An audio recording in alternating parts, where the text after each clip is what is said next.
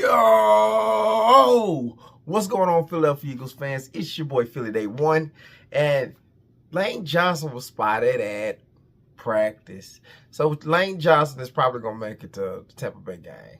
Let's go. Now, Fred Johnson was taking over the reins, and he did well. But it's time for Lane to come back. Also, Devontae Smith got something to say about the offense and what they should be in.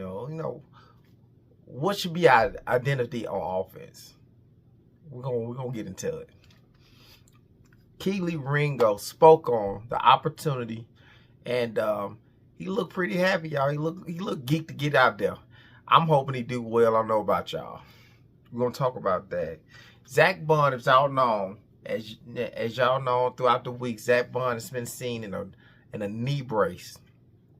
Also, Jihaad Campbell was seen in an arm brace.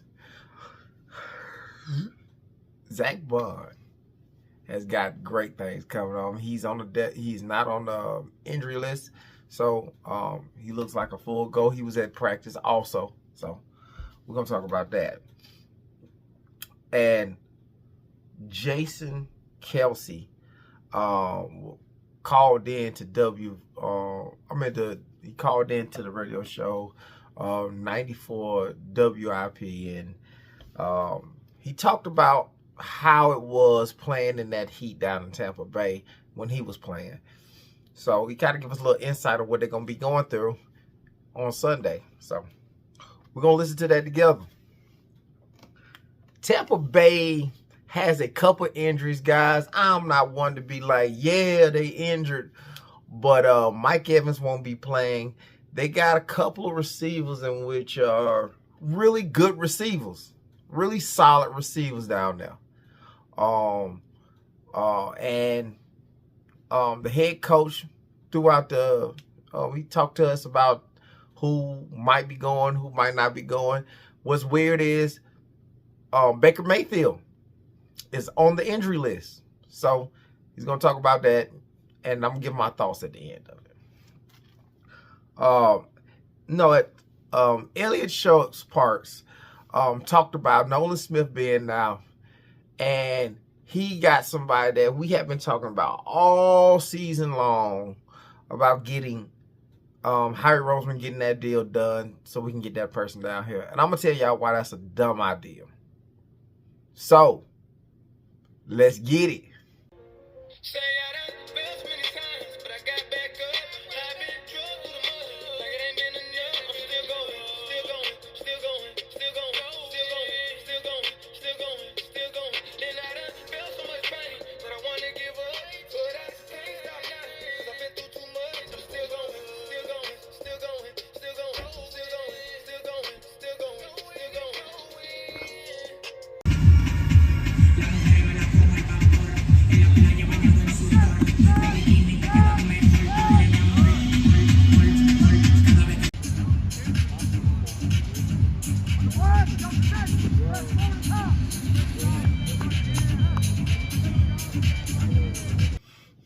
Yeah, so that's Lane Johnson, guys. It's Lane Johnson doing a couple of drills, and he looked good.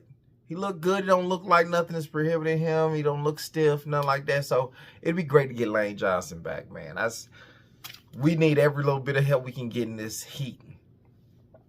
Also, man, we're gonna run the video right now for. You have to be the aggressor. When you sit back and try to, basically play off, what the defense is doing is tough. You have to go out there. You have to be the aggressor. You have to make the defense adapt to you. You go. It ain't just AJ. It ain't just AJ. It ain't just Jalen. It's Smitty. Everybody who can see it. Last year we changed from throwing the ball to running so heavy, and it benefited us. It's showing now that the pass game might be something to lean on because it's so good. And then let Saquon, kill him on the back end. But we got to come out here and attack these people. Make these people, first off, try to adjust to us. Basically what he said. You got to make people adjust to us. us playing that old laid back, don't turn the ball over type offense, man, it ain't gonna get us nowhere. So I'm with him. Let's check out the Kelee Ringo thing. Kelee Ringo was interviewed at his locker about the opportunity. This is what he said. Mentioned you just this week after the way the summer went, for him to have that confidence in you. Does that mean a lot? Yes, sir, 100%. Man, no greater feeling than somebody else that's coaching, having full confidence in you. Of course, having that within yourself, but when you have guys around you that also have that in you too, it's a good feeling.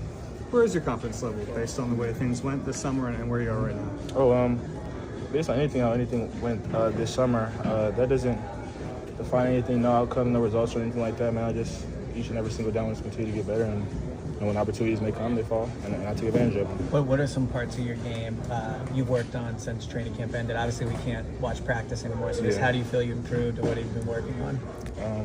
I would say I'd rather show you than tell you, but man, lateral quickness, man. Just want to be a playmaker out there, I feel like this is a production business, especially at the corner position, man. I just be able to find a way to get my hand on the ball, and just be sticky in coverage. Yeah, he looks happy. He looks like he ready to show us something different. I'm hoping that he show us some big time moves, man.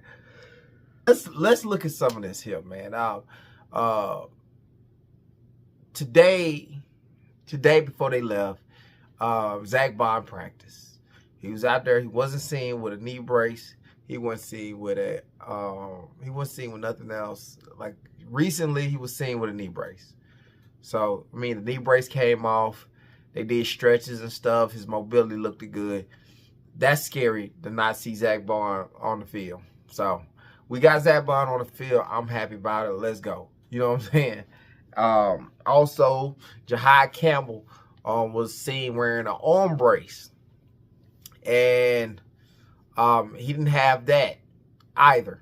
So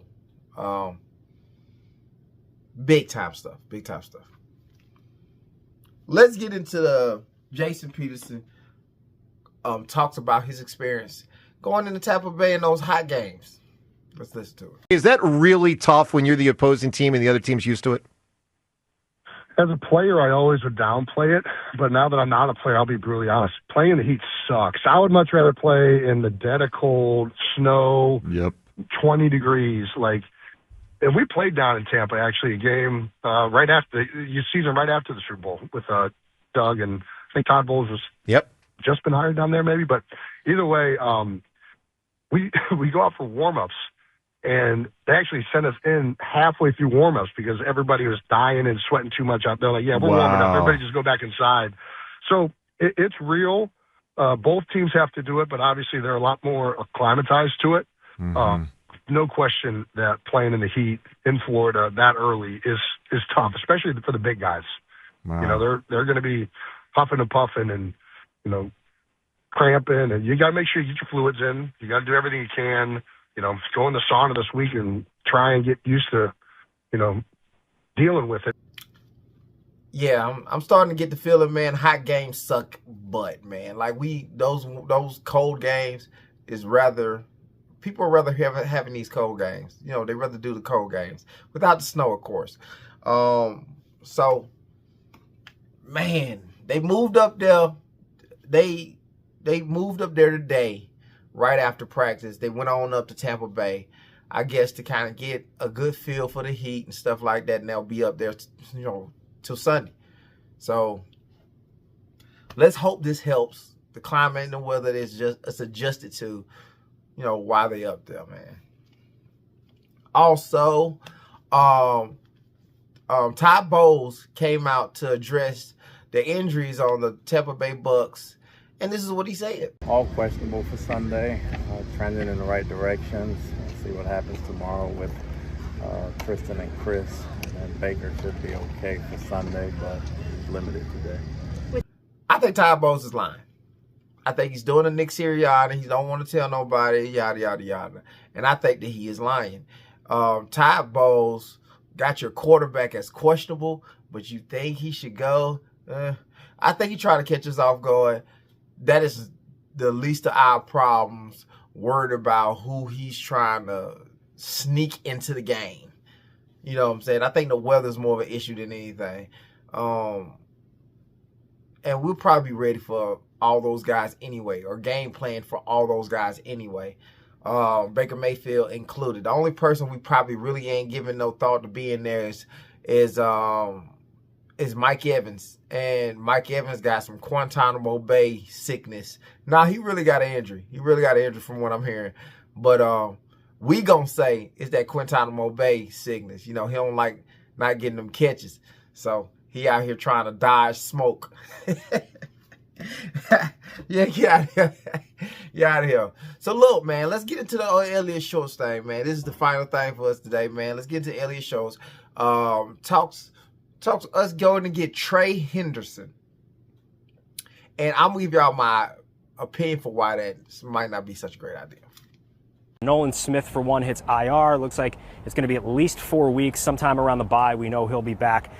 The Eagles have gotten 0 sacks from their edge rushers, so how big of a deal is this? Well, he's their best edge rusher, and we can debate how good the edge rushers have been. The 0 sacks is certainly a telling stat. He's been good against the run. I think he's been their best pass rusher from the edge, so it's a loss. Now, replacing him, I think I would look at Za'Darius Smith first. He's mostly lined up behind Nolan Smith, and Za'Darius has been good since he's gotten here. But I think the Eagles also probably need to be honest with themselves. Like, there's not a true Nolan Smith replacement there, and if you want to look big picture here, do they need to go out and add somebody? Because the edge rushers have not lived up to what the expectation was so far. Luckily, they're getting really good play from the defensive tackles, which has helped. Jordan Davis, Jalen Carter, Moro Jomo.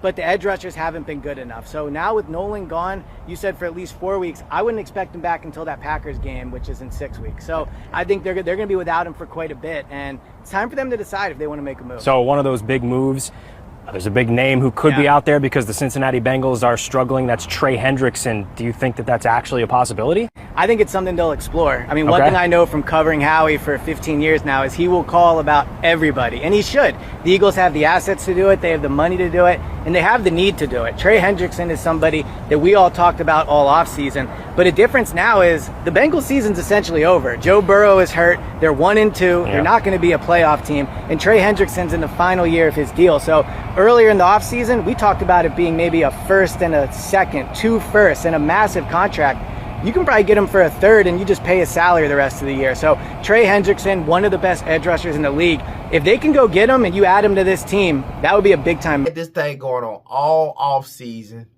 and people were saying, yeah, man, let's go get him, let's go get him, let's go get him.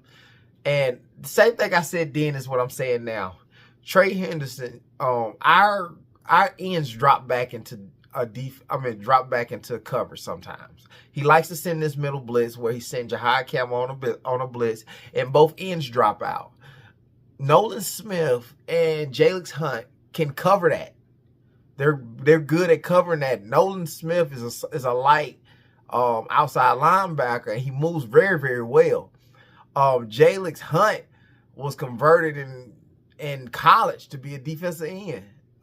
He was a safety.